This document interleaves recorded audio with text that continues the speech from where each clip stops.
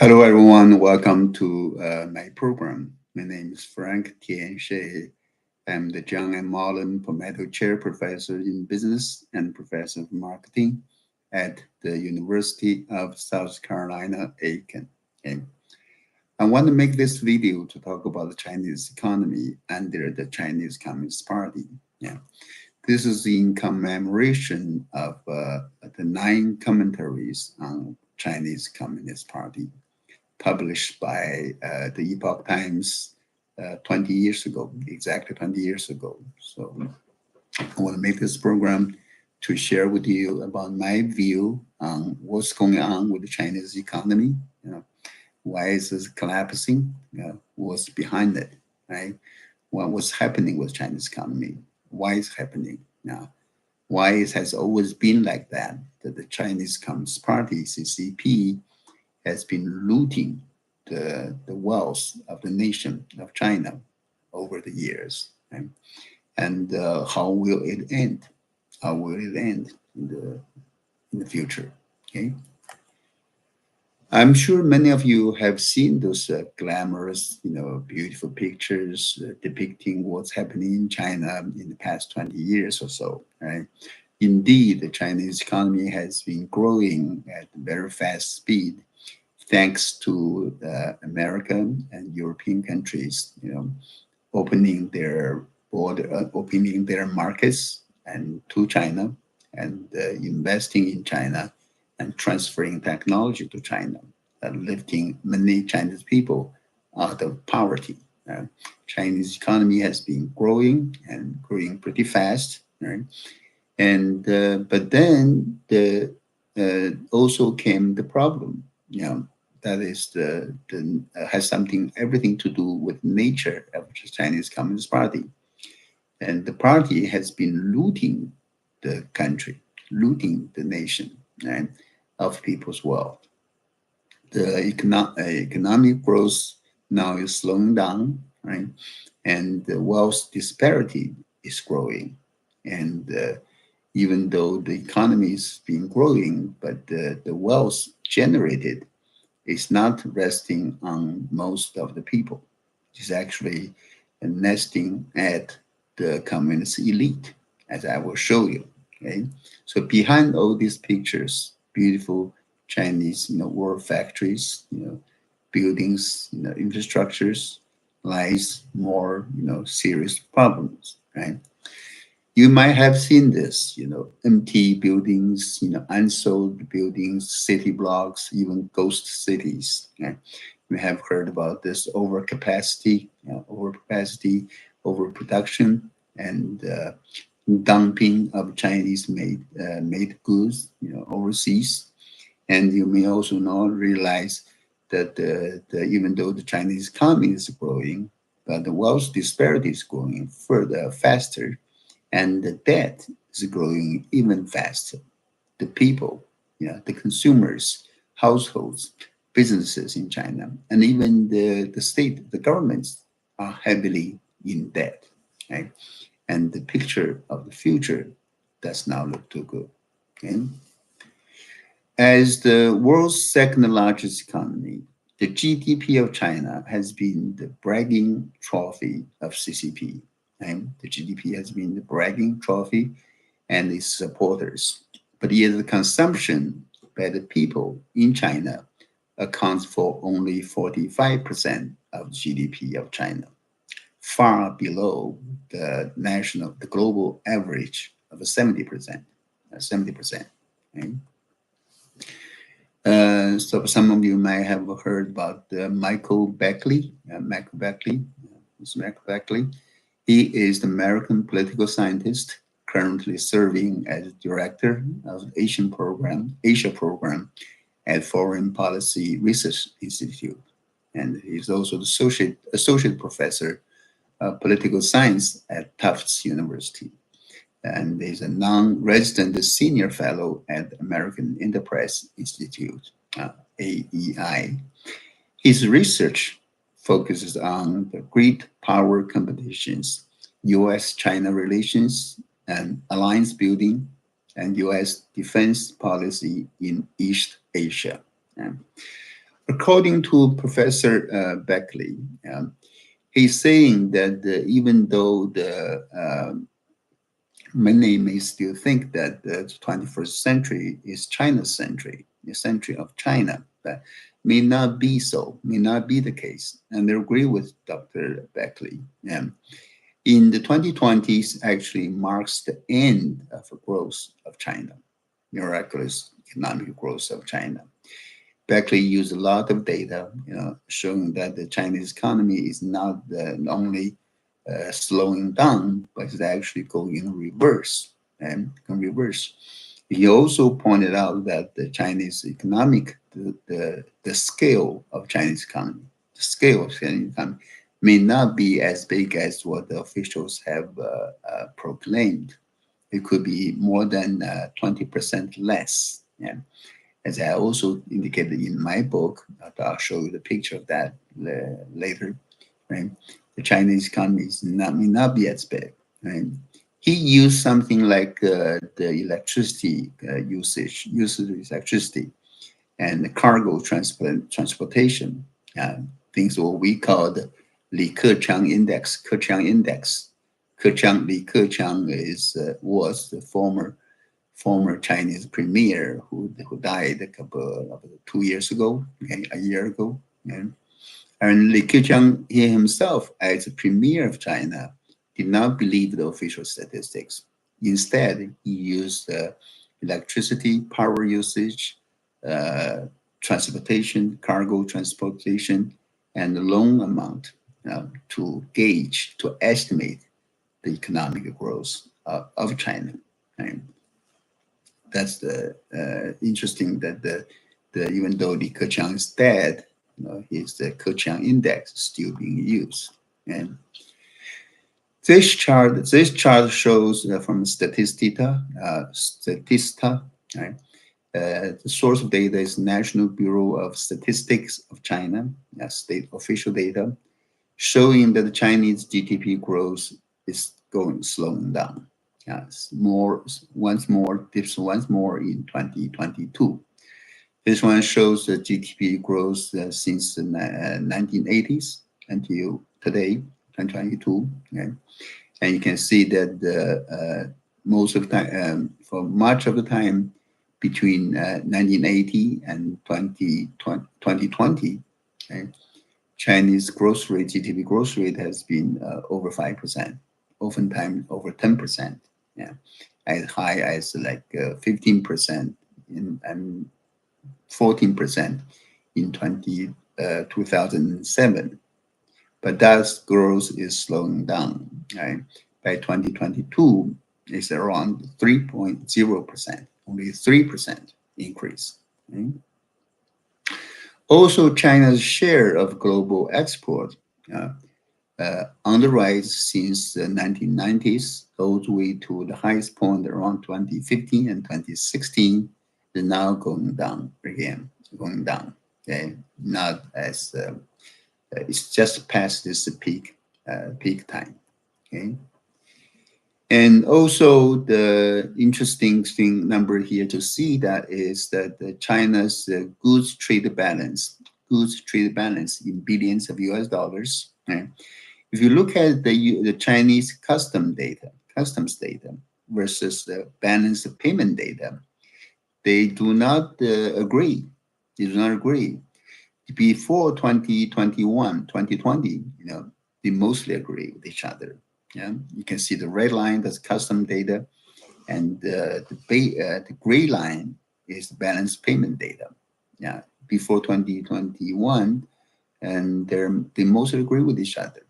But since 2 years ago, the custom data is much higher than the balance payment data or the money transfer.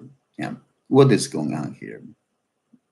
Either custom data is wrong, or the central bank foreign exchange reserve, board data is wrong. One of them is wrong, right? Or maybe both of them are wrong. So the government might have overstated their exports, important exports. Also, consumer confidence is going down. Yeah. You look at numbers from 2017, to up till today, 2024. The before somewhere in the middle of 2021, between 2021 and 2022, there's a sharp decline in consumer confidence index, way below, dropping below 100. That is, consumers are pessimistic about China, the outlook of Chinese economy. Whereas before 2021, there are mostly over 100, in 100 or 120 or so. So the consumer confidence is going down since 2 years ago. Now it's at a point of around 80, 85. So very pessimistic. Okay. This chart shows from National Bureau of Statistics of CIC, also shows that the consumer confidence, the solid blue line, is going down since March of 2022, together with the consumer willingness to spend. Also the employment, number of people working in China, and the income of the people. In other words, consumers' confidence, consumers' consumption willingness to consume, to spend, employment numbers, and income numbers all going down after March of 2022, so, until today, continue today. So, okay. This number shows the household consumption as share of GDP across major developed periods, right? We're selected the unselected countries like United States, Brazil, Japan, South Korea, and China. China is between the 1993 and 2022, almost 30 years. Right? You can see for the U.S., and this dark blue line, between 1993 and 2022, our household consumption as a percentage of GDP remains around 65, 70%. So pretty consistent. As 70% of U.S. GDP is made of the household consumption. Right? The rest may be government spending and others. Right? In Brazil, you can see the number, they varied, they changed from 55% up to 75%, now down to around 55%. Okay. Japan is going up from around 45% up to 55% today. In South Korea, it used to be like 85%, in the 1960s. Now it's also getting to around 45, 50% by 1989. That's 30 years after the economy started picking up. Okay? And China, though, on the other hand, is the percentage is getting lower, from around 45% to around 35%, 35, 40% today. And that's consumption. So, in other words, the money or the wealth generated is not shared by the people and the ordinary consumers. Okay? That's what's happening in China. Okay? In the nine commentaries of Chinese Communist Party, I strongly recommend you to take a look at, check it out, read. It's good, interesting read, 9 commentaries. And in one of the 9 commentaries, number 9, is on the unscrupulous nature of the Chinese Communist Party. Basically, is saying that the Chinese Communist Party, they are not, they cannot claim their legitimacy because there's no free election. Also, they are afraid of continue to promulgate the communism doctrine. Communism indoctrination no longer works. Right? And the only thing that they claim to have or to gain some legitimacy is through economic development in the past 20 years. But in fact, the economic development in China over the 20 years or so is not due to the management or ruling of Chinese Communist Party, better ruling or being better, the economy being better managed. Rather, it's because the government actually loosened its control, tight control on the economy. Now, peasant farmers are allowed to plant whatever they want to plant, okay? And entrepreneurs are free to use create their own business, sell whatever they can, okay? And the free enterprise, private industry, private businesses start to grow, and that, with farmers, with the reform in the agriculture and reform in the city, in business, in industry, the Chinese economy, started to grow. That's since 1978. But the Chinese Communist Party, though, CCP, take credit for the achievements of people's hard work, as stated in the 9 commentaries. Okay? This picture, this chart by Michael Arroyd shows the GDP at the purchasing power parity between China and United States between 2000 and 2024. Okay? You can see that by using PPP as a measure of economic output instead of a nominal number of GDP, you can see that the U.S. GDP at PPP is surpassed by China around 2012. Okay?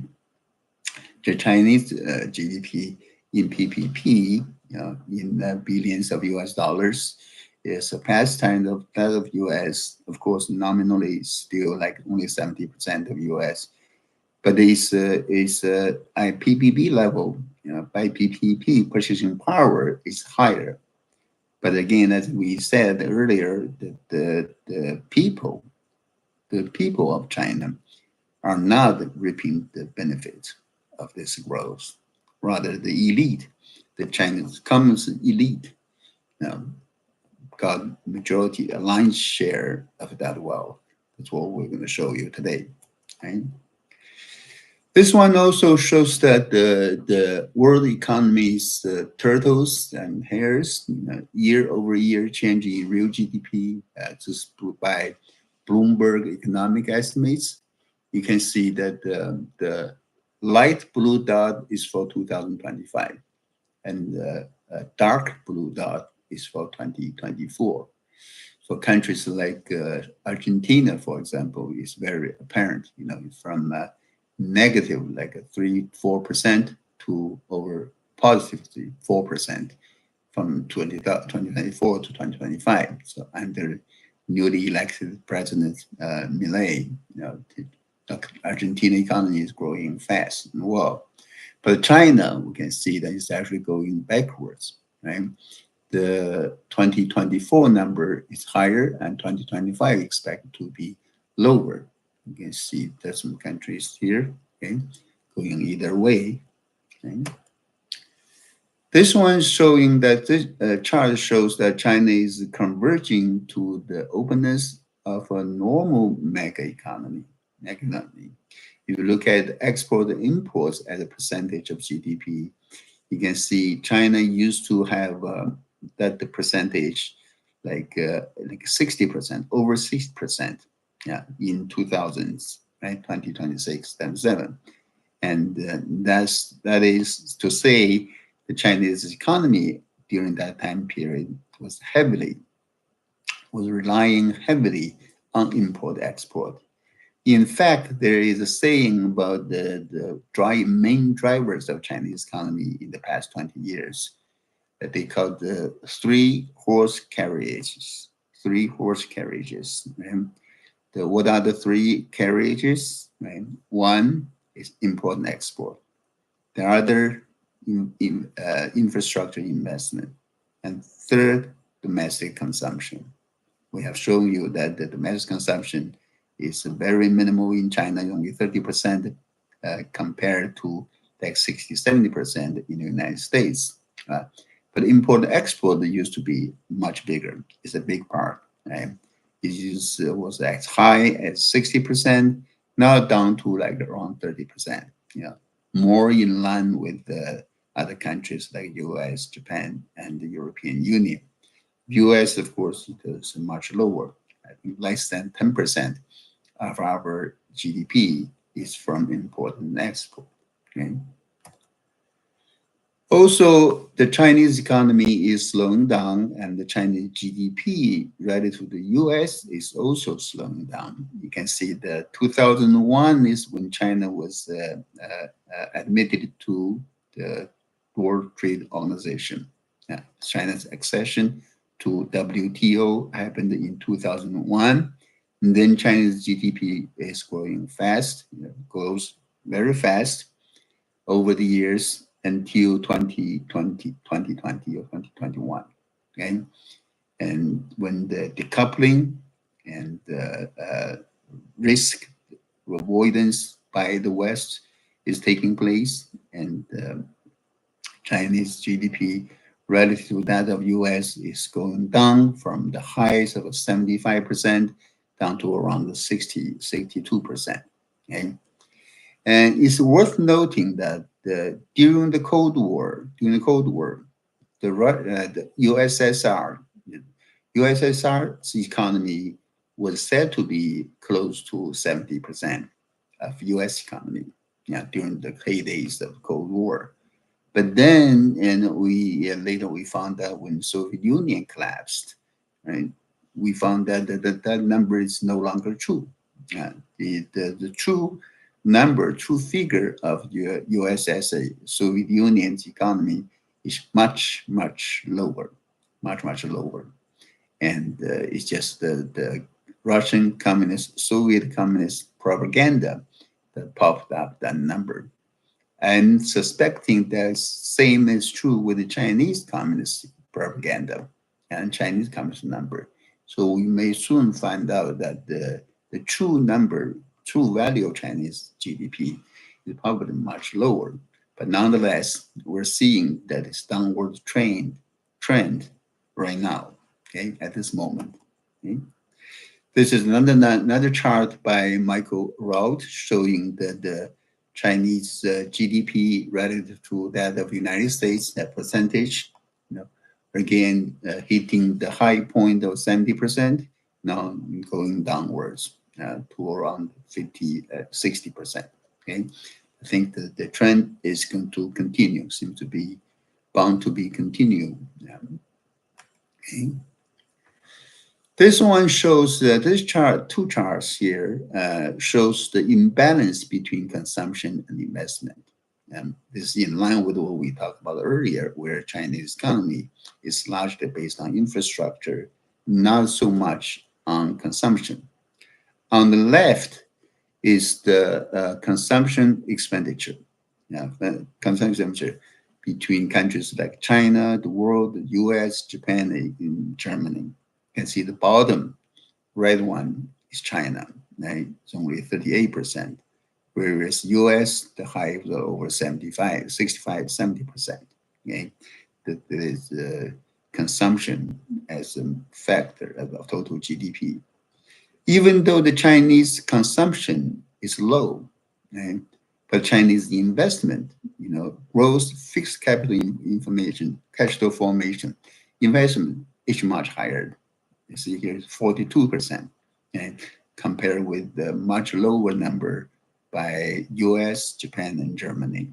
Okay, so that kind of agree with what we just described earlier, that the Chinese economy is mostly made up of government spending, infrastructure, and not on consumptions. In other words, the nation, the state, took much of the wealth, spent much of the money, whereas consumers took a much smaller share of the total wealth generated. Okay. This chart shows the 10-year bond yield of Chinese dollars, Chinese yuan, and Chinese yuan 10-year bond. The yield dropped over the past year. In 1 year, it dropped from 2.65% always down to 1.7%. Especially there is a sharp decrease since November till today, and showing that the institutional investors, banks in China, are rushing to buy those Chinese bonds, 10-year bonds, and the purchase, caused the price of the bonds to go up and the yields to go down, and that shows that they have no other ways to invest their money. There are few alternatives to this low investment vehicle, showing that there's not much optimism in Chinese business development. This chart shows that the Chinese households are almost as leveraged as the US ones. That's an interesting one. If you look at 20 years ago, 15 years ago, 2006, the household debt as a percentage of disposable income in China was only 20%. They're not much in debt. They saved a lot, right? They're not in that. And the various that of in the United States was as high as 125, 130%. Okay? But over the 15 years or so, the US household, the debt as a percentage of disposable income, has come down from 130 to all the way down to 100 today. Okay? In other words, Americans are less in debt, they save more, or they spend less, they save more. Okay? But on the other hand, the Chinese, used to be saving more and less likely to be in debt, and now just are in debt just as much as Americans. Right? And that's not good news for the Chinese, because traditionally Chinese people, Asian people tend to save more because of high savings rate. They can afford to have a high investment rate and more robust economy, but not anymore. They are just as bad at saving, as spending as American consumers now. Okay? Again, this one shows that even though the Chinese economy is growing, the cumulative GDP increase since 2002 to 2020 in the blue bar, you can see the GDP growth, but the cumulative TSF, that stands for total social financing. That's basically public debt, right? You can see in this red area under the curve, red area is growing much faster than the GDP growth. Okay? In other words, China has become a debt-ridden country. Okay? This another chart from Michael Royd also shows debt as a percentage of GDP, and the red line is China, the light blue is the United States, and the green one is India. India remained pretty flat, under 200% of debt under GDP. US is somewhere around 250, and China is surpassed US in debt. They're heavily in debt, more heavily in debt, approaching almost 300% now. With that, with the more people in debt, more leverage by the consumers, by businesses, and even by governments, I'll show you data later on, right? The household income is not doing good, right? This is the annual monthly household income, the percentage of people, People with no income, zero here, right? 0.39%. That's 546, 10,000 people. That's the Chinese way of expressing numbers. So this is 5.6 million. 5 million people have no income. Okay, that's 0.39% of the population. Okay, if you look at the households with income between 0 and 500 Chinese dollars, 500 Chinese dollars, there are 15% of people like that, right? That's the 215 million people in that category. 215 million Chinese people live under $500 Chinese dollars a month. That is less than 100 US dollars. And quite surprising, right? Up to, let's say, we go to between 1,000 and 1,090 Chinese dollars a month. There are cumulative 59,992 10,000 times 10,000. That is 600 million people. 600 million people in China live under, making less than $1,100, $1,100 a month. Or you can look at this one, 1090 to 1,100 a month. There are 600 million people. That's quite a lot of people. Okay, and also be under $2,000 Chinese dollars. $2,000 is roughly, I would say, 300 US dollars, $400. There are 963 million people.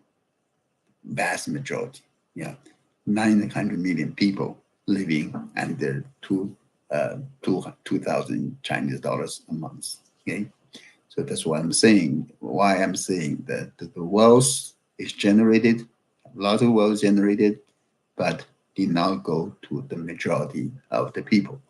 Okay, this is same data by Caixin, Chinese financial China Financial News magazine, showing that percentage of people making different brackets of income. Okay. This is from Beijing Normal University Research Institute, showing the same thing. That you can see that the Chinese way of showing the numbers is kind of different. Here in the U.S., in English speaking, in the U.S., we use thousands or millions or billions, right? China, they use the tenth of thousand as a unit. That's why the number is different. Kind of hard to read, but you got the idea here. Right here, 600 million people making less than $1,100. Okay, and if you add all these here, okay, it's hard to see, hard to read. Yeah, okay. The same as what I just described earlier. Okay. Oh, here is another one. Yeah, this is monthly income, by the people, right? By the people, based on Chinese statistics, official Chinese statistics in 2019. Okay. Remember the picture I showed you where empty houses, unsold houses, housing units, unsold and becoming ghost city, ghost towns, gathering dust. Right? The cumulative surplus of housing supply over demand by Bloomberg Economics is staggering. It's amazing. From 2006 to 2022, there are huge number of empty surplus housing units, in the market. And in Western countries, we use the Big Mac index as a gauge for price index for inflation. Big Mac index is used in many countries because McDonald's restaurant is offering Big Mac in many countries, right? But in China, there's something else. In China, one of the staple food, or for breakfast at least, is green onion pancake. Green onion pancake. Okay? I found this picture quite interesting. This small vendor here, he actually showed that how much he charged. How much they sell his green onion pancake for in 1978. That's 5 cents each. It's 5 cents in 1978. And now it's going up, keeps going up to 30 cents, 50 cents, $1, $2, up to $10 a day, $10 each in 2022. You can see the increase in the price of the ordinary staple food items. Right? Actually, put it in the picture. Price of onion pancake in China between 1978 and 2022 in renminbi, and grew from a few cents, pennies, to $10 in 2022. Right? You notice the huge increase since 2019. That's COVID-19. Okay, the huge, sharp increase on everything in China, household items. Okay. And well, the consumer price is increasing, and the wealth is now distributing evenly. And the government of China, the Chinese Communist government, actually spends more money on military. Defense spending is growing fast, very fast in China, especially in comparison with that of Taiwan. Right? Taiwan, the China viewed as its own renegade province. You can see the blue line here is pretty stable. That's Taiwanese spending on defense, just in billions of US dollars in constant $20, whereas Chinese one, they're going really, really fast. The China has been building naval force rapidly over the 20 years, and now they have more naval vessels than the United States in number of vessels, even though not in tonnage yet. Okay. Together with the wealth disparity and the inflation and the actual decrease or devaluation of their purchasing power, societal changes also took place. Okay? This chart shows the number of registered couples registered for marriage in the past 10 years. Right? In 2014, the divided number annual number into first half of the year and second half of the year. Right? In the first half year of 2014, there were 6.9 million couples, or total about 12 million couples getting married in China. Now, what's the number today? 10 years later, it's less than half. So the young people are not getting married, and they're not, making babies, because of the high cost of housing, food, everything, transportation, energy, everything. Okay? Someone summarized the Xi Jinping, Chinese Communist leader's achievement in the past 10 decades. I thought that was quite interesting. He actually, initiated a lot of projects, but most of them are unfinished. One is the Belt and Road Initiative, unfinished, getting sacked. And there's also a Xiong'an district, as a way to alleviate overpopulation in the capital city of Beijing. Unfinished, right? Nobody wants to move out of Beijing. Okay? The Beijing Stock Exchange is total failure. Okay? Asian Investment Bank, they lost lots of money, tons of money, because they forgave a lot of bad debts from those developing countries. There is the Thousand Talent Project, trying to steal high-end expertise from the United States, and that project also failed because the FBI basically used that as a guide to find the Chinese spies. Okay? The chip project, computer semiconductor chip project, they spent $10 trillion on that. But all the major players all got arrested or down, or gone, right? Real estate housing, we know that there's oversupply of real estate housing, so hundreds of millions of units of unfinished project houses, right? And poverty elimination. It's said to that China has eliminated put a lot of people, lifted many people, 100 million people out of poverty. But now we know that the 600 million people with a monthly income of less than 1,000 Chinese dollars, that's less than $200 a month. Okay? And also carbon reduction, yeah, they have to put that on hold, yeah, to save the economy. Right? The Xi Jinping started the toilet revolution, making clean, nice, good, modern toilets. That also got abandoned. Okay? Hong Kong, we know that, they lost Hong Kong. They ruined Hong Kong as a free port and the financial hub of the world. Taiwan issue, peaceful reunification is impossible. And internationally, China became enemy with European countries, America, Japan, India, and Australia. Okay? In the 9 commentaries, the commentary 2, they actually talk about the beginning of Chinese Communist Party.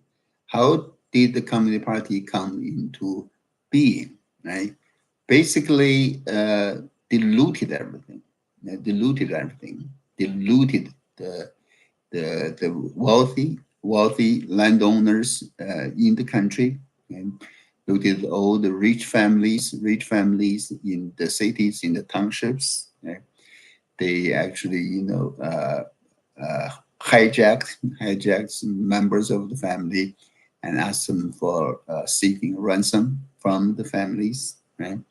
And they seized the land from the landlords and seized those properties, businesses in the city. So that's how the Chinese Communist Party, grabbed or looted, accumulated their wealth since the beginning. Okay? In 2013, I published a book in Chinese called "The Dragon's Vault." Dragon's Vault, Chinese Economy, and by Broad Press, and actually talk about the same thing. Okay, a lot of things I predicted in the book become reality. Okay, there's some. I can see there are at least 3 dilemmas of China, Chinese economy. Right? They said the CCP, the government says the economy is growing at 5 or 6%. But if the economy is growing at 5 to 6%, but how come the unemployment is so high? I'll show you some numbers in a second, right? And also, if the government said the economy is good, it's promising, but why do businesses leave China if it's so good? Right? And then if China is, the government said China is open to the world. Why, if it's really indeed open, why wouldn't they allow the profit to leave China? Right? Let me show you some numbers. China and the United States as the number 1 and number 2, number 1 economies of the world. The U.S. has a GDP growth of 2.7 to 3.1%, and the unemployment of 4.2%. Youth unemployment of 9.4%. China, they claim to have a GDP growth rate of 4.8% or 5%, right? But their unemployment officially is 5.1%, right? But the youth unemployment officially is 16.1%. But in reality, according to Chinese scholars, the true youth unemployment in China was 47%. Astonishing 47%. Okay? If you indeed have economic growth of 5%, you cannot possibly have such a high rate of unemployment. Okay? This is from Goldman Sachs and Warburg Pincus. They're saying that it's so hard to make money in China now. Okay? So hard in China. Okay? They cannot get money out. Okay? And in fact, the Chinese economy, Chinese GDP, even though the Chinese government is bragging about it, but actually Chinese economy as among the states of the world, in the world, is actually not as good as in the Qing dynasty. This one showing that the GDP as a percentage of the worldwide economy in Qing dynasty, almost 50%. To the People's Republic, to the Republic of China, is all down to 30% to 10%, and in China, in China today, is less than 5%. Okay, we can skip that. Also, China became wealthier, or had the economic growth mostly due to China's accession into the World Trade Organization. But China made the whole lots of commitment, right? China commitment, like made a lot of promises upon joining the World WTO. Right?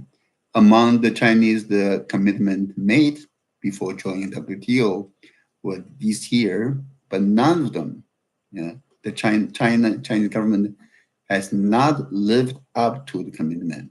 None of them, like not requiring technology transfer as a condition for market access, joining government procurement agreement, right? SOEs, state-owned enterprises, making purchases based on commercial considerations. SOEs are shrinking as a share of economies. Foreign banks enjoying national treatment, and foreign films distribution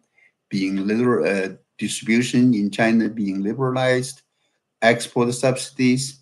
None of the commitment has been fulfilled by the Chinese government. Okay? This picture actually shows, the Chinese hospitals' strategy to make money.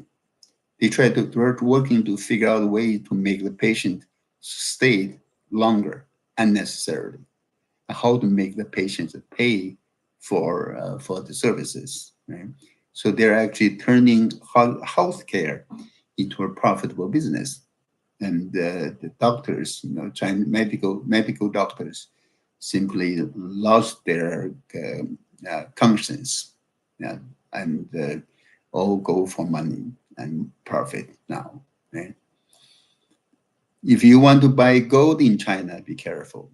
This company is selling gold called tungsten gold, fake gold, but it says it's pure gold, fine gold on the marking, but it's actually fake gold made of tungsten and coated with pure gold.